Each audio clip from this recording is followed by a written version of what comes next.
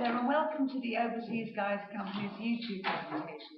Well, going to live anywhere overseas is a major life decision, and you should really obtain as much information and advice as you possibly can before you go. This is where we can help you. You should familiarise yourself with your new destination, not just the country you're going to, but the area within the country you're going to before moving there permanently. Find out as much as you can through the internet, through us.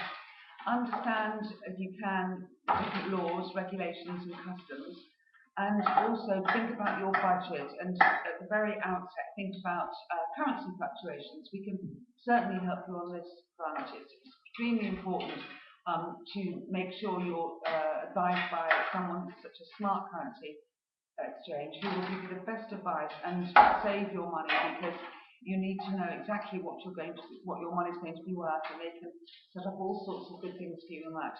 You don't want to pay more for your property or anything abroad than you have to. So talk to one of our chaps at Smart about currency. You need to understand how healthcare works. Don't forget that many countries don't have an NHS-based system such as we do. It's more contribution-based in some of the EU countries, and it means that sometimes you have to pay into it, or indeed take out insurance for that. So it's important to learn about that, particularly if you're thinking about being there when you get a bit older and you may have increased medical needs. So find out about health services.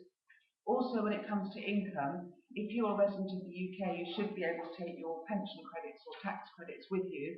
You can get lots more information on that from the Department of Work and Pensions up in Newcastle. It's a good idea if you have children to contact the country's local education authority.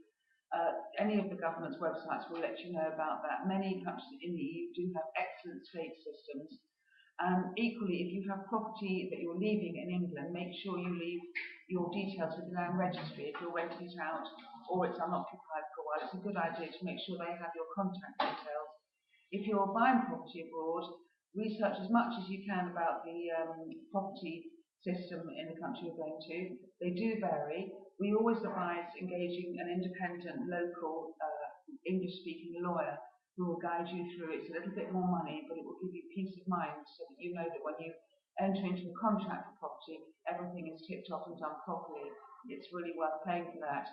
Once you're in your new country, it's a good idea to register with your local authority. In France, for example, it's a really good idea to go to your local mairie, who have lots of power in France, and they will indeed help you with all sorts of things such as registering with a doctor, finding a local library and such like. You also would be advised to look at your local embassy in the country you're going to. They will have lots of information for you too.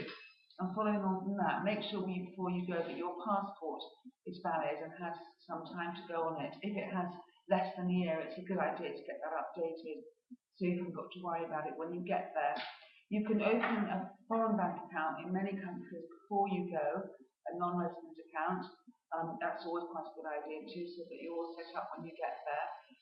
If you're going to a country where English isn't the first language, spend a bit of time learning a little bit and finding out about the local community. It'll be much better for you and a much richer life when you learn to communicate with people. If you haven't thought of it yet about making a will, you will have to do that. If you're going to live somewhere else, you'll need to make a will in that country to dovetail alongside your English will. Think about things like traffic regulations too. You can take your UK licence anywhere in the EU and drive with it for a certain period. In different countries it varies.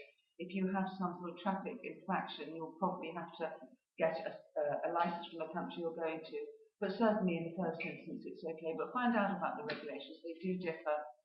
It's important to get in touch with local clubs, and there are certainly lots of expat communities all around Europe, such as charity shops and charity organisations and such like.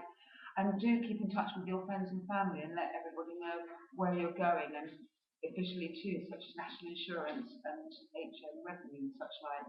You can keep your vote in England if you're still a British citizen. You just have to make sure that your name's on the electoral register. There's lots to think about, but we can help you with many of these questions, and please do come and ask us if you have any specific queries. We're really happy to help. Hope this finds you well, and I look forward to speaking to you again soon. Bye bye.